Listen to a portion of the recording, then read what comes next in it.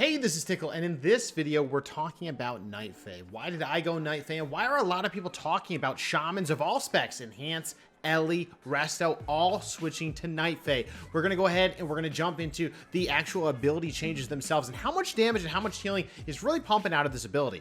We're going to talk about my thoughts in PvE and PvP by showing you some stats, not even my opinion. Then after that, I will get into my opinion and some other changes that have happened that have pushed people in the NightFae direction. So let's go ahead and jump into it. And don't forget, down below, there are timestamps for the different specs and the different sections. So go ahead and check those out. And while you're on your way down, hit that sub button, that like button if you do like this content. Let's go ahead and jump into it. First things first, let's go over the ability for NightFae Fae Transfusion.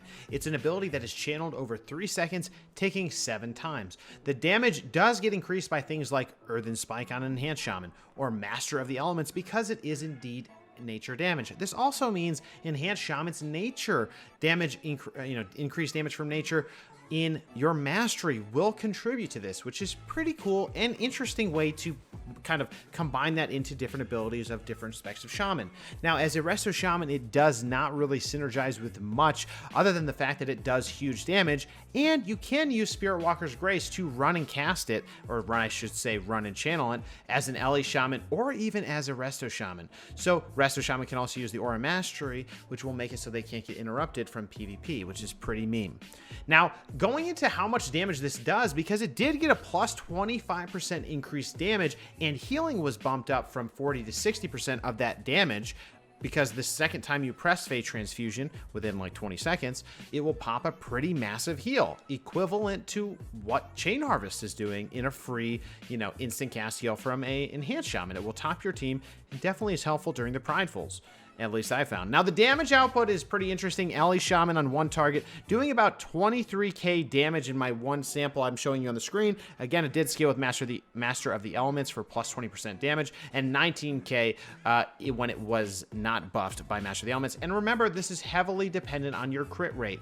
The more it crits, the more damage it will do. Now, the next one is for Enhance. Enhance, actually, interestingly enough, it does scale with Earthen Spike. It also seems to scale with Maelstrom Weapon. When I didn't use anything, I got a Fae Transfusion using, remember my mastery, of 27,000. That was huge, and that was critting twice. Now, I used it with Earthen Spike, and this hit for 41,000, which is a ton of damage, especially when you think about the potential for PvP. I used Earthen Spike here, and yeah, I just opened up on him. We'll talk about one of the reasons why crit is going to be one. Everyone knows it's a very important stat for all Shaman specs, but there is something for NightFae when we get into the Soulbinds that will explain why this is a definite option for Mythic Plussers. But that's how much damage it does for that. And then you've probably seen, maybe you saw the video that I did when I made my NightFae Resto Shaman 2v2 video, where my NightFae Fae Transfusion is doing 27k on Resto Shaman, which is insane. And remember, in PvP, Sky Fury can bump these crits even higher. Now, unfortunately, one of the things about this, though, is that the cooldown is not short. It is a 2-minute cooldown, which is the longest of any of the Covenant abilities. You can reduce this by 30 seconds given the conduit, but frankly, most people don't seem to do that. Other than, I think, some Resto Shaman and Raid. And we'll show you guys, we'll jump into the logs of some of the top players in all facets of the game for all the specs. Now, I think that this ability in itself, that amount of damage is very significant. Again, it's over 3 seconds, and again, having it be a channel is a downer, but it is what it is. Let's go ahead and switch. Now that I've explained the damage potential output and the healing, which is equivalent to a big Chain Harvest, let's go ahead and switch to the Soulbinds, which are really a huge motivator beyond just this ability that does do a lot of damage for no matter what the spec is. The Soulbinds are actually very attractive, specifically for, I think, Enhance. Ele also has a set of Soulbinds that is very significant. So the first one, Naya has 2 abilities, Grove Invigoration, which increases the amount of mastery by a certain number of stacks. And with this, it actually bumps mastery up for enhance very high. If you proc that, that will be a huge buff of mastery. And then if you use Fate Transfusion, it will do a lot more damage. Now, the other one on this tree, and this is really the single target tree, is Naya's Tool's Burrs. This will increase your damage. Basically, it's on any damaging attack or spells. You have a chance to throw spiked burrs under the target. The burrs latch onto the first enemy they come across, reducing the damage and inflicting damage. Now, this is really big for a single target and for Mythic Pluses in general. In PvE, this is very nice. In PvP, you know, not so much, but frankly, it still does do some blunt, you know, basic straight through damage. Now, the other tree, and that was the single target tree, remember? And if you think about the use of mastery for an Ele, it's okay, given the lava burst damage is still very high.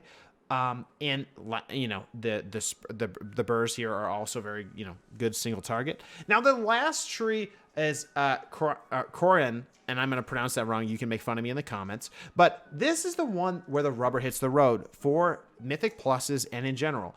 There are two abilities: Wild Hunt Tactics. Your damage to targets above 75%, health, and healing is to targets below 35% is increased by 10%. This is huge. This is actually increasing your damage by by 10% above 75%. That's not bad, specifically for Mythic Pluses, but also for raids. But you're going to be doing, I mean, that's a huge portion of the HP pool for all mobs, right? And you get increased damage by 10%. That's huge. Now, this also says when your spells and abilities are enhanced this way, you gain movement speed, la-di-da. The most important one is First Strike. First Strike is damaging an enemy before they damage you. Increases your critical chance by 25% for 5 seconds. 25% is huge. 5 seconds isn't that long. But this ability and this Soulbind is not just what it means. It doesn't just mean that when you start a pull, let's say in a Mythic Plus situation, when you start a pull, if you hit one mob, you know, or if, let's say you start, you know, hitting one mob, you're only going to get this proc once. This actually procs for every single mob in the pack. This means that you can micromanage this incredibly.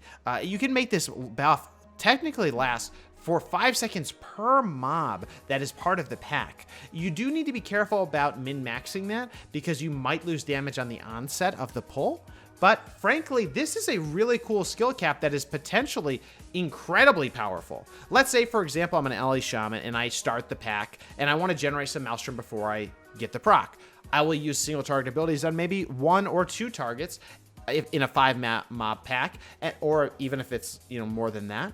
I'll generate my Maelstrom, and then once I have enough, I will tag a new mob with a Flame Shock or Frost Shock. That'll give me 5 seconds, and then I can use my Stormkeeper, my Earthquakes, my big damage abilities. You're able to control this plus 25% crit rate so to the micro level that it actually makes this a very fun thing to use in Mythic Pluses. It also allows for your spike of your damage to go incredibly high as certain specs. If you min-max this around Doomwinds, if you min-max this around Storm Ele, Great Sundering, and even on Resto Shaman. Imagine on a Resto Shaman, you're in arena or in PvP, you can get your first, I mean, you're not always offensive, right? You're healing, etc. When you do want to go offensive, you start strong with a plus 25% crit rate. Now, as a Resto Shaman, you don't need that crit rate for Lava Burst, frankly, but you could use it for your big Fate Transfusion suck ability, giving it plus 25% crit.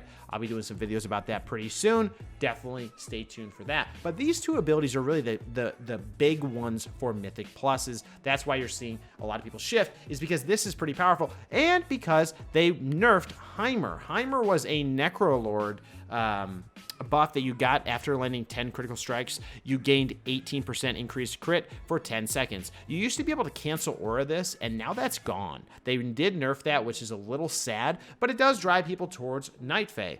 The other big motivation now is the fact that raiding is over. People were doing Necrolord for Ele for raid because single target was pumping. particularly with some of the, well, I guess, you know, multiple Soulbinds. But now that that's over, Mythic Plus is now really where it's at. So you're going to see more people shift in that direction. You're also going to see enhanced Shamans go in this direction because of the increased value of mastery given, particularly for Mythic Pluses. Again, Chain Lightning was buffed. That is based off your mastery. So I see this being more and more shift in this direction as people start to decrease the amount of time they spend raiding and start to spend more time doing Mythic Pluses. Now, Resto Shaman is the wild card. Frankly, they don't really get too much from this, but it does feel very fun in PvP, and you do see people like Sea going this option because it is the most aggressive form. So in general, that's the Soulbind changes and the kind of macro picture. In general, PvE, I'm going to give you my thoughts on the Soulbinds, or on NightFae in general. Since I've been playing with it for the past week, I did max my renown out, so I'm trying out all the different Soulbinds in all different content. And I'm going to be honest with you, Enhanced Shaman starting right up, Enhanced Shaman PvE, smooth as a whistle. This is very fun. Using First Strike is extremely refreshing, especially after I've been Venther for so long. I do like this a lot. The performance as well. Most people are still not Venther. You can see that on Warcraft logs. Warcraft logs for enhancement, you're able to, and even on Raid Royale, you're able to see the top enhanced Shamans are not NightFae. There's only one that is. Most people are still Venther, but I think time will tell if people do switch. It is a pain in the butt to switch, but I think they probably will. For Warcraft logs, similarly, you start to see enhanced Shamans picking up NightFae in these logs. These also are because people are going NightFae because they want to use different legendaries. They want to spice it up. And frankly, Ele got a very refreshing bunch of changes in 9.0.5 because multiple legendaries are now being used, including Witch Doctor's Wolfbones, along with new builds using Hot Hand, using Ele Blast, and that is refreshing when patches cause that much change. So frankly, Ele Shamans, you're starting to see it on the raid, you're starting to see it in Mythic Plus, a shift. I think personally in PvP, it is not as good as Venther. Venther is still king. Chain Harvest is an execution spell. It will just murk the enemy team. I definitely think it's king. But I think NightFae could have its place in PvP, particularly because Fae Transfusion can be seen as a small version of Convoke. If you're able to get windows where they can't kick you and they can't stop it, and you've isolated a target, they're going to take devastating damage, 30k potentially, especially with amping it up with other things. Now let's talk about Ele. Ele has gone through the roof in its performance, particularly in Mythic Pluses, and we were begging Blizzard for this.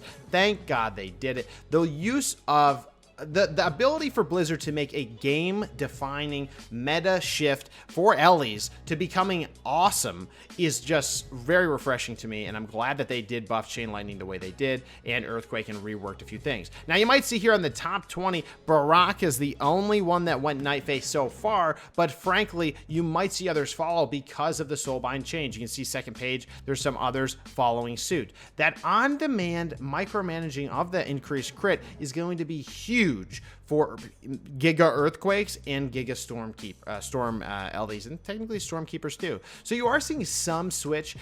For Raid, you do not see the switch. You see a very few, but frankly, everyone is mainly sticking Necrolord in the parses so far. I'm not very surprised because of the value of Windspeaker's Lava Resurgence and the use and the synergy with that, and Necrolord is just so strong. But for Cleave, we know the damage rotation is so different for Elemental Shamans that is definitely going to be a shift, I believe, to more people going NightFae. Now, in PvP, I don't really see a shift coming for Ele Shamans. We can also check that over here by filtering this awesome website called Dressvar. You're able to see if I go all regions for 3v3, there's very few NightFae Ele Shamans in PvP that are above 2400. Frankly, you might be hearing about it more than you're seeing it on the ladder, but that might change. We will see how that really shakes up. Similarly, here we did talk about enhance, you know, NightFae. There's only 4 above 2400, it says, in the world, and technically I'm one of them now. So I definitely get it. 95% being Venther makes sense. Now let's go ahead and talk about Resto. Resto, I think, is going to see a big change. Necrolord, while it's safe, while it has defensive options for PvP, NightFae just has more damage in a cooldown, and I think that while it doesn't rival a Rep Paladin or other classes, really to get the edge on an R-Shaman, I do think you need a little bit more pump, and you need something else to bring to the table because the heals are subpar. You need pressure with Lava Burst, number one, which you already get across the different factions, but truthfully, the Fey Transfusion is going to give some offensive pressure as long as you're able to use it. Now, it'll definitely be based on the matchup, but I think it's worth the gamble because of how much fun it is and how your role changes from just live lording to being offensive. So I do think that this number will go up over time. Now, in terms of PvE, Resto Shamans are not going NightFae. In general, you can see there is no NightFae on the first 100 parses on Shriekwing. You know, it is what it is. I don't think that it's necessary. It's really going to do any more healing. I think it's really Resto Shaman are basing NightFae transitions based off the on-use ability for damage and pressure more than anything else. Similarly for Mythic Pluses, you do not see them on the front page or really even the second page, which is okay. I'm not really, I think that this is obviously the tippity top of the spear here, but you see a lot of Venthers, you see a lot of Necrolords, but I do think there is a chance for more offensive pressure coming out of NightFae. So that's my thoughts on all the specs for PvE and PvP. I wanted to go through that with you to give you my honest opinion. I don't think that NightFae is the best for everything. I don't think that everyone should go them, and frankly, the minority of people are going NightFae. But I do think there is value here, and I do think it's very fun to change the deck once in a while. That keeps things fresh, keeps things interesting, especially for me, who we know there's not going to be a lot of fresh content, so we might as well change up our playstyle to try to have fun. And that's why I went NightFae. I wanted to go ahead and bring an enhancement shaman to NightFae to see what it was like with the different legendaries, to use the different Soulbinds, to use everything, really. I wanted to experience what it could be like, and I knew that as a Resto Shaman, that was the only way I was going to really enjoy myself in PvP, was to be as offensive as possible. And obviously, I'm doing it for fun more than anything, because I, was main enhanced in PvP this season. But, that's how I'm going to have a good time, and I'm going to try to be very aggressive. I think that in this aggressive meta, in this sometimes quick meta, depending on kind of what you're fighting against and what you are, that's where I want to be. Is I want to give people the surprise, and I don't think they're going to expect the suck coming out of a NightFae. And so I've been having a lot of fun with the chat with this. So guys, yeah, that's my thoughts. I wanted to kind of recap my thoughts in general across NightFae. I want to thank you guys so much for the support on Twitch and on Patreon. You guys are the best. Make sure to come by the stream every day, 9 p.m. Eastern Standard Time, twitch.tv/TiqqleThis. I appreciate the love. If you have any more questions or you want to know my thoughts or takes on anything else, let me know. We'll be having the new 905 PvP guides and other guides coming out soon for all the specs of Shaman. That's all I got, guys. We will see you in the next one. Take care. Put down in the comments what you think of NightFae, and we'll see you in the next one.